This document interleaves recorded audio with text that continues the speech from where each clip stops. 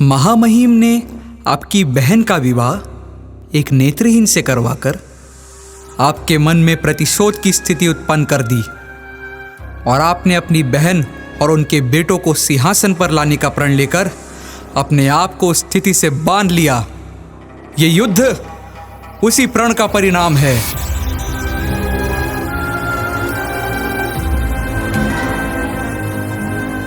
नहीं वासुदेव, ये युद्ध हस्तिनापुर के अहंकार का परिणाम है।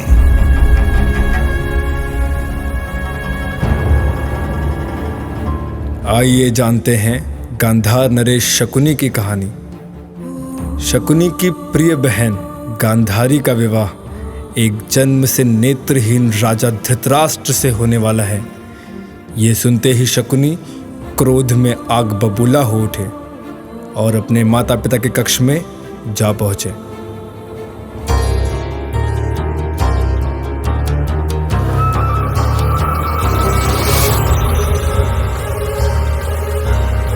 पुत्र शकुनी, हम तुम्हारी ही प्रतीक्षा कर रहे थे।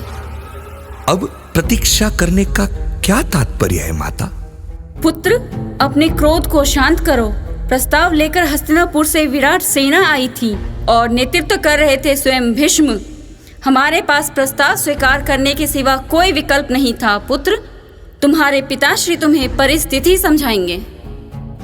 कौन समझाएगा माता? एक पिता या एक राजा? शकुनी, एक राजा अपने राजधर्म का त्याग नहीं कर सकता पुत्र।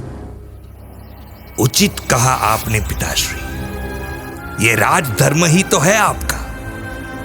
प्रिय गांधारी का विवाह धृतराष्ट्र से करवा रहे हैं, ये राजधर्म ही तो है आपका। जिस पुत्री ने आपको इतना प्रेम दिया, इतना सम्मान दिया, उसके साथ आप अन्याय कर रहे हैं, ये राजधर्म ही तो है आपका। मेरी प्रिय बहन का भविष्य आप अंधकारमय बना रहे हैं, ये राजधर्म ही तो है आपका।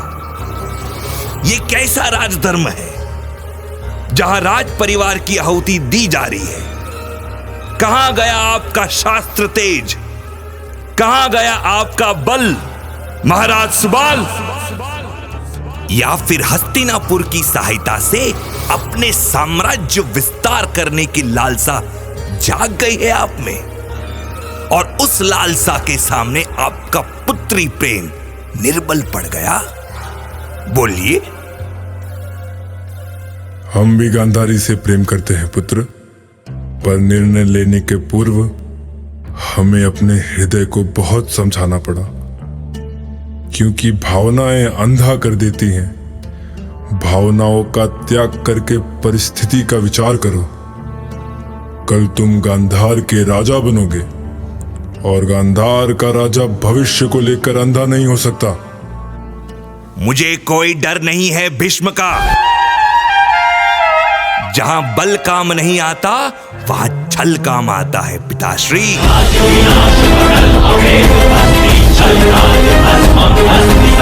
हस्तिनापुर के साम्राज्य पर इतनी चतुराई से वार करूंगा कि उस साम्राज्य का ध्वंस हो जाए। मुझे ऐसे धर्म का कोई मान नहीं है जो मेरी बहन के भविष्य में बाधा डालता हो। गांधारी के लिए अगम से अगम कार्य करना पड़े तो स्वीकार है, नरक भी स्वीकार है। किंतु मैं अपनी प्रिय बहन का भविष्य अंधकारमय नहीं होने दूंगा पिताश्री।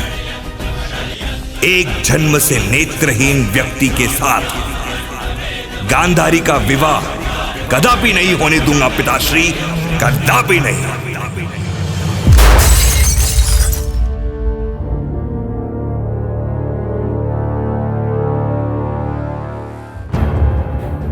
जब गांधार नरेश सुबाला की पुत्री गांधारी का जन्म हुआ था, ज्योतिषों ने भविष्यवाणी की थी कि गांधारी के पति का अल्प जीवन होगा।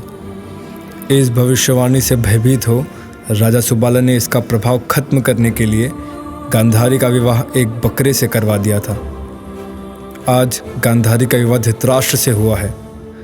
महारथी भीष्म को उनके गुप्तचरों से अधूरी जानकारी मिली कि गांधारी विवाह से पहले एक विधवा थी। उससे वे क्रोधित हो उठे और उन्होंने राजा सुबाला और उनके सारे पुत्रों को बंदी बना लिया।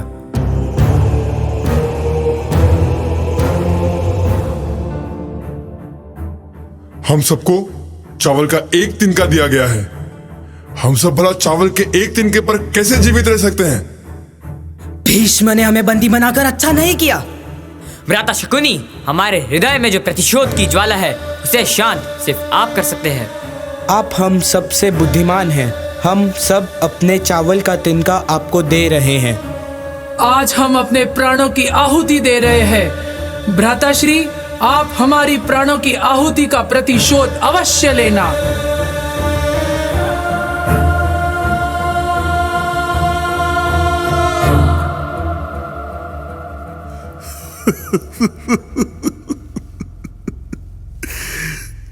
मैं आप सबके आहुति को व्यर्थ नहीं जाने दूंगा। मैं सुबाला पुत्र शकुनी ये प्रतिज्ञा लेता हूं कि मैं कुरु वंश का सर्वनाश कर दूंगा, सर्वनाश कर दूंगा मैं।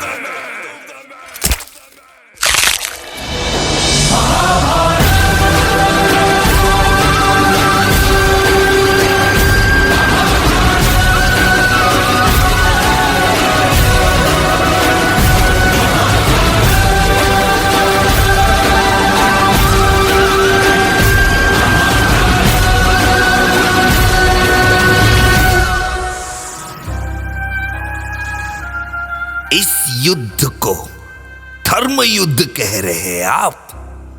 सारे आर्यवर्त को छल रहे हैं आप।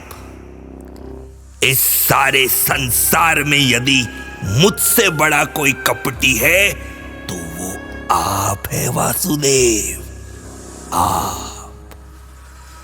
मुझे पूरा विश्वास है आप इस युद्ध में छल का प्रयोग करके अधर्म अवश्य करेंगे। ये धर्म युद्ध ही है मामाश्री। यहां बल का प्रयोग भी होगा और छल का भी। यहां धर्म के लिए अधर्म किए जाएंगे, सत्य का रक्षण करने के लिए असत्य कहे जाएंगे।